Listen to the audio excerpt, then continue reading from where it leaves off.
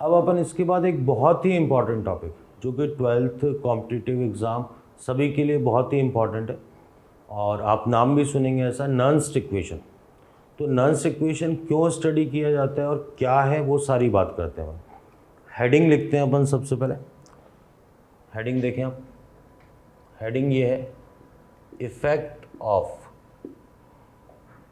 Concentration and pressure on the EMF of cell.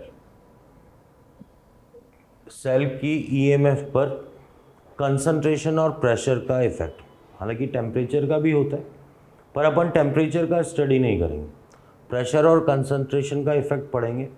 इसी को अपन बोलते हैं नर्न्स्ट इक्वेशन। ये है NERNEST, नर्न्स्ट इक्वेशन। ठीक है, आप ध्यान दें इसको, जो अपन सबसे पहले इसका डेरिवेशन भी देखते हैं। डेरिवेशन, इसके डेरिवेशन के लिए आपको 11th क्लास के थर्मोडायनेमिक्स पे जाना पड़ता है। थर्मोडायनेमिक्स,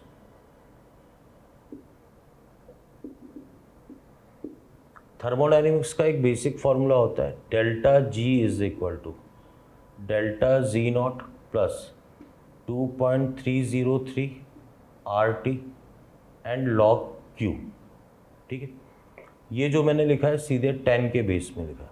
ठीक है, अब मुझे ये पता है डेल्टा G का एक और फार्मूला होता है -NFE सेल। तो डेल्टा Z0 जो हो जाता है वो -NF और E0 सेल हो जाता है। तो जब ये फॉर्मूले में वैल्यू रखेंगे तो आप देखो -NF और ये क्या आ गया, E सेल आ गया, -NF E0 सेल आ गया, प्लस आपके पास आ गया 2.3 RT एंड log Q आ गया।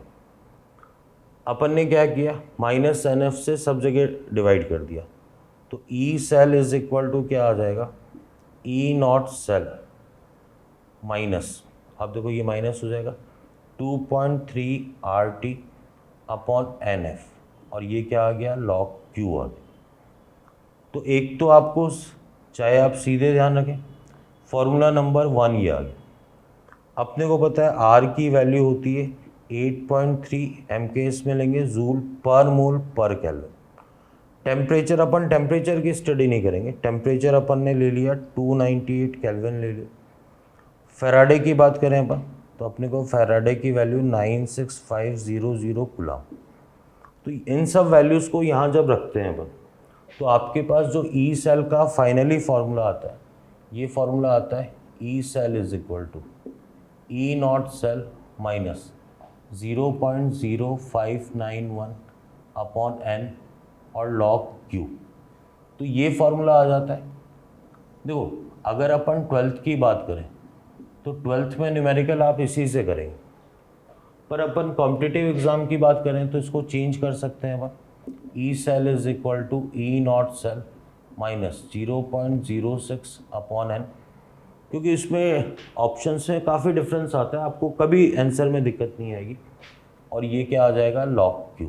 ठीक है, ये तो ये कंपटीशन की बात करें, कंपटीशन एग्ज़ाम की, तो ये formula use.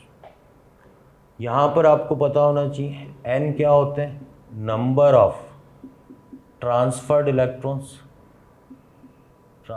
Electron in balanced redox reaction. ठीक है, देखो जिनका 11th में पढ़ा हुआ है रिडॉक्स वाला चैप्टर, वो कई बार इससे कंफ्यूज हो जाते हैं कि सर N वैलेंस फैक्टर है या N फैक्टर है। नहीं, यहाँ पर रिएक्शन का जो बैलेंसिंग है उसमें number of transferred electron he N की वैल्यू होगी।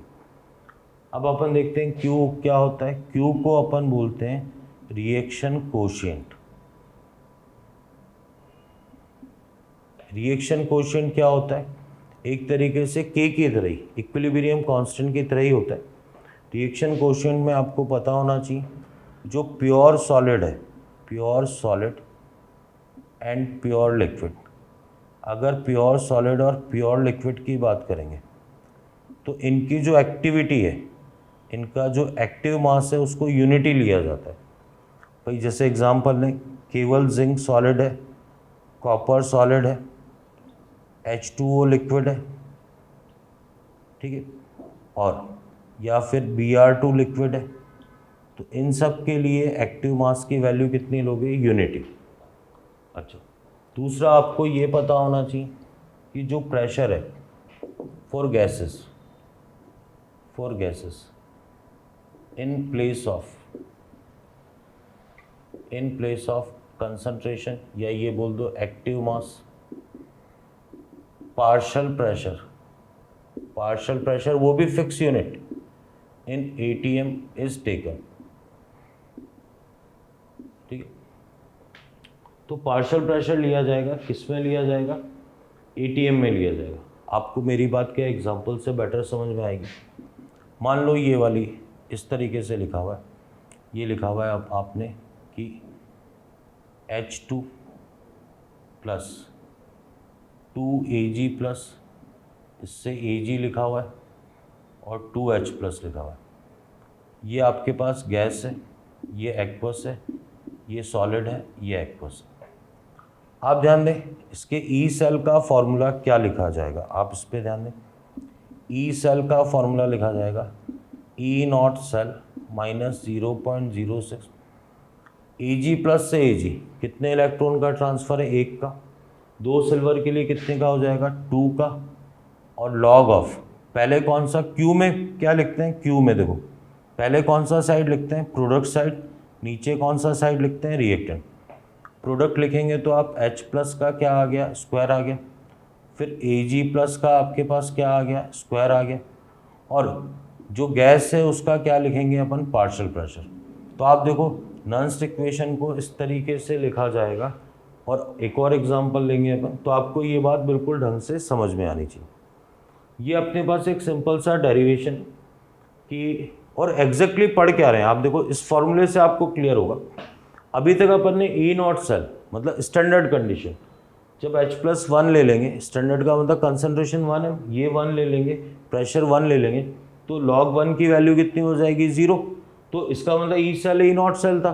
तो अभी इससे पहले अपन ने ई नॉट सेल कैलकुलेट करना सीखा था। पर अगर अपन प्रेशर या कंसंट्रेशन चेंज कर देंगे तो ई नॉट सेल नया कितना आएगा? यही नॉन्स इक्वेशन से डील कर रहा है। तो नॉन्स इक्वेशन में इस तरीके से लेना है, एन की value number of transfer D, ये है बैलेंस रिएक्शन। आप चाहे तो H2 से देख लें, 0 से +2 कितने इलेक्ट्रॉन का ट्रांसफ़र है? 2 का। तो 2 हाइड्रोजन, 0 से +1 कितने का ट्रांसफ़र है? 1 का। 1 हाइड्रोजन के लिए, 2 हाइड्रोजन के लिए कितने का ट्रांसफ़र हो जाएगा? 2 का। आगे देखते हैं अपन। और तो इसी नॉन्स इक्वेशन को अपन क्या है क्वेश्चन की फॉर्म में देखते हैं, आपको बहुत बेटर समझ में आएगा। आप ध्यान दें भाई, आपसे क्वेश्चन कैसे पूछे जाते हैं। पहले क्वेश्चन के लिए एक छोटी सी प्रिपरेशन और करनी पड़ेगी। मान लो आपको ये दे रखा है ZnSO4, इसकी कंसंट्रेशन दे रखी है 0.1 m। तो अब इससे Zn+2 की कंसंट्रेशन कितनी आएगी? आपको पता होनी चाहिए 0.1 m ही आएगी, ठीक है। इसको फर्स्ट नंबर दे देते हैं अपन। सल्फेट की कंसंट्रेशन कितनी आएगी? आपको पता होनी चाहिए 0.1 m ही आएगी। बेटर आपको दूसरे एग्जाम्पल से समझ में आएगा। Al2SO4 होल थ्राइस, मान लो ये 0.1 m दे रखा, तो इससे जब एल्यूमिनियम +3 आएगा तो इसकी कंसंट्रेशन कितनी आएगी आपके पास? 0.2 m आएगी। सल्फेट की लोगे आप तो ये कंसंट्रेशन कितनी आएगी? 0.3 m आएगी। और देखें आप, H2SO4 आपको दे रखा है 0.1 m, ठीक है। तो आप ध्यान देना, H2SO4 0.1 m दे रखा है, तो आपके पास H+ की कंसंट्रेशन कितनी आएगी? 0.1 × 2 मतलब 0.2 m आएगी। देखो ये क्या बता रहा हूँ मैं कि कितने H2SO4, चलो एक बार देख लेते हैं। SO4 - 2, तो ये कितना आएगा आपके पास? 0.1 m ही आएगा। H2SO4 एग्जैक्टली कैसे टूटेगा? 2H+ + SO4 - 2 में। तो आप ध्यान दें, मेन बात क्या है, जब ये टूटेगा तो जस्ट डबल H+ देगा, इसलिए कंसंट्रेशन कितनी हो जाएगी? H+ की 0.2 हो जाएगी, जबकि सल्फेट उतने ही रहेंगे इसलिए कंसंट्रेशन सेम रहेगी। ये जस्ट डबल एल्यूमिनियम +3 देगा इसलिए 0.2 हो जाएगी। ये आपके पास कितनी हो जाएगी 0.3, क्योंकि थ्राइस हो जाएगा। ठीक है, जो अपन नंस इक्वेशन करना चाहते हैं उससे पहले अपन एक छोटी सी बात और करेंगे, वो है आपके पास स्टैंडर्ड हाइड्रोजन इलेक्ट्रोड। तो अपन इसी सीक्वेंस में आगे बढ़ते हैं। अपन बात करते हैं पहले standard hydrogen electrode. Standard hydrogen electrode, इसको शॉर्ट में अपन SHE भी बोलते हैं, या फिर अपन बात करें नॉर्मल हाइड्रोजन इलेक्ट्रोड, इसको NHE भी बोलते हैं। देखो हाइड्रोजन इलेक्ट्रोड क्या होता है और कैसे यूज में लेते हैं, आपको पता है, ये आपको मेमोराइज होना चाहिए। M मीन्स आपको मेमोराइज होना चाहिए, मतलब वो इन्फॉर्मेशन देने की ज़रूरत नहीं समझेगा, आपको पहले से इसके बारे में पता होना चाहिए। तो कुछ फिक्स है इससे जो थोड़ा बेटर आपको आगे समझ में आएगा, फिर भी अपन देखते हैं। It is a reference electrode. देखो ये एक रेफरेंस इलेक्ट्रोड है, क्योंकि अपन ये बोल चुके हैं कि एब्सोल्यूट जो वैल्यू है इलेक्ट्रोड पोटेंशियल की वो कैलकुलेट नहीं कर सकते, वो अपन एक सेल बना के ही कैलकुलेट कर सकते हैं। तो अपन ने कहा एक स्टैंडर्ड, एक इलेक्ट्रोड स्टैंडर्ड कर देते हैं। वो इलेक्ट्रोड कौन सा स्टैंडर्ड कर दिया अपन ने? Hydrogen electrode. और उसके लिए जो E0 सेल की वैल्यू है, E0 जो H+ से H2 रिडक्शन पोटेंशियल बोल लो, या E0 H2 से H+, ये वैल्यू 0 वोल्ट होती है। आप इसको यूँ भी बोल दें E0 reduction potential, E0 oxidation potential equal to 0।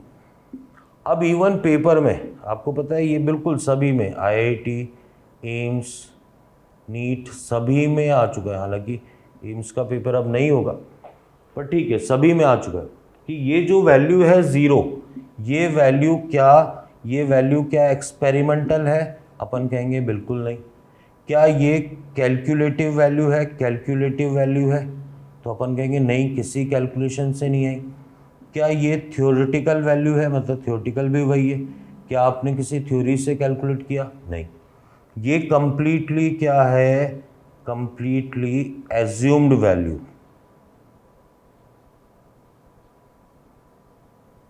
ये बड़ा ही इंपॉर्टेंट है कि जो हाइड्रोजन इलेक्ट्रोड का अपन ने रिडक्शन पोटेंशियल या ऑक्सीडेशन पोटेंशियल है स्टैंडर्ड, उसकी वैल्यू एग्जैक्टली कितनी लेनी है आपको? 0। और ये कैसी वैल्यू है? Assumed value. अब देखें इसमें किस तरीके से अरेंजमेंट होता है, पहले ये समझते हैं अपन। इसमें क्या होता है, इस तरीके से एक बीकर होता है, ठीक है। बीकर के अंदर ये इस तरीके से, ध्यान दें आप, हाइड्रोजन गैस फिलअप होती है। ये कॉपर वायर है, ये प्लेटिनम ब्लैक होता है आपके पास, प्लेटिनम ब्लैक। इसके अंदर जो भरा होता है, देखो उसके अंदर भरा होता है 1mHCl स्टैंडर्ड में। मतलब आपको H+ की कंसंट्रेशन कितनी मिलनी चाहिए? 1 मिलनी चाहिए, 1m मिलनी चाहिए, ठीक है। जो यहाँ पर है ये हाइड्रोजन गैस होती है, हाइड्रोजन गैस, इसका प्रेशर कितना होता है? 1 atm होता है। आप ध्यान देना, प्लेटिनम ब्लैक का क्या रोल होता है? ये एब्जॉर्ब करता है, एब्जॉर्ब प्योर हाइड्रोजन गैस। देखो ऐसा है, इसके दो पार्ट होते हैं, ऊपर H2 है, नीचे क्या है? H+ है। तो H2 ऊपर वाले पार्ट में ही रहना चाहिए, नीचे H+ नीचे वाले पार्ट में ही रहना चाहिए। तो अगर बाई चांस हाइड्रोजन गैस इसमें डिजॉल्व हो रही है तो इसको एब्जॉर्ब करके ये ऊपर वाले पार्ट में भेज देता है। तो प्लेटिनम ब्लैक का ये रोल होता है। अब क्या है, जो SHE है ये कैथोड की तरह भी काम आ सकती है, एनोड की तरह। कैथोड की तरह काम आएगी तो रिडक्शन होगा, और रिएक्शन आपको पता होनी चाहिए। रिडक्शन का मतलब है 2H+ 2 इलेक्ट्रॉन से क्या बनेगा? H2। एनोड है तो ऑक्सीडेशन होगा, ऑक्सीडेशन है तो क्या होगा? H2 से क्या बनेगा? 2H+ + 2 electron. तो ये सेल रिएक्शन में अपने को ज़रूरत पड़ेगी, ये भी आपको पता होना चाहिए। तो आप देखें बिल्कुल, ये बिल्कुल बेसिक सी बात है जिसमें ये इस चैप्टर का पार्ट है। ये एक जनरल सी बात है। एल्यूमिनियम सल्फेट से एल्यूमिनियम +3 की कंसंट्रेशन और सल्फेट की आप बता सकते हैं। SHE के बारे में जो क्वेश्चन बनेगा वो एक ही क्वेश्चन बनता है, वो ये है कि इसके लिए स्टैंडर्ड रिडक्शन या ऑक्सीडेशन पोटेंशियल कितना है। ये 0 होता है, ये आपको पता होना चाहिए। देखो 12th क्लास के स्टूडेंट्स के लिए बता दूँ कि सर आप ये क्या बता रहे हो, तो ये क्या चीज़ है आपको अब शॉर्ट में बोल देगा, zinc electrode is coupled with SHE। तो जिंक इलेक्ट्रोड अगर SHE के साथ कपल हुआ है तो अपने को पता होना चाहिए भैया ये चीज़ है इसके साथ, कि इसकी सेल रिएक्शन पता होना चाहिए, इसका रिडक्शन पोटेंशियल पता होना चाहिए, तभी आप आगे फर्दर क्वेश्चन कर पाओगे। ठीक है, तो अपन आगे देखते हैं इसके बाद।